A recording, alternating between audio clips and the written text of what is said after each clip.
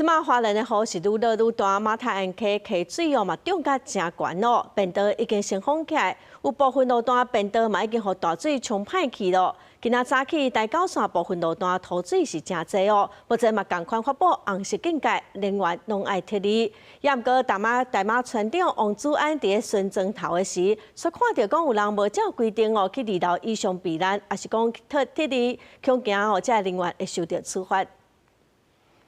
花莲马太安溪安康便道车站下晡已经升封起来，交通部11观测到北向的便路部分风冲甲断去，南向的车路路面是规个淹去，但是这情形爱等水退才会当确认。花莲雨势愈来愈大，马太安溪水位愈淹愈悬，土水嘛冲入去万盈乡的明利村，水淹到大高山顶悬。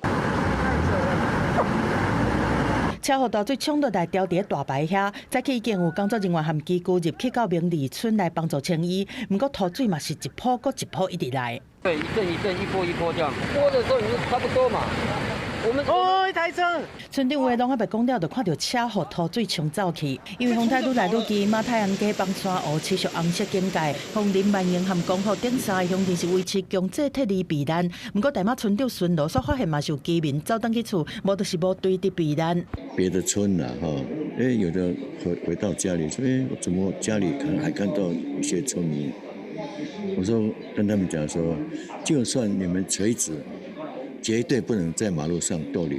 如果一旦出门的话，被警察发觉到，他一定会给你开罚单。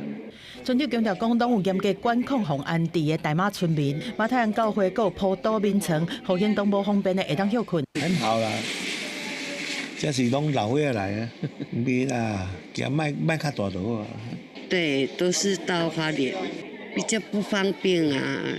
因为马太安溪便路暂时无法度通行，讲互乡的居民未来若是要去花莲市区迄边，也是看医生，必须驶去别条路。村民希望风灾过后，就会当较紧来抢修。公司新闻综合报道。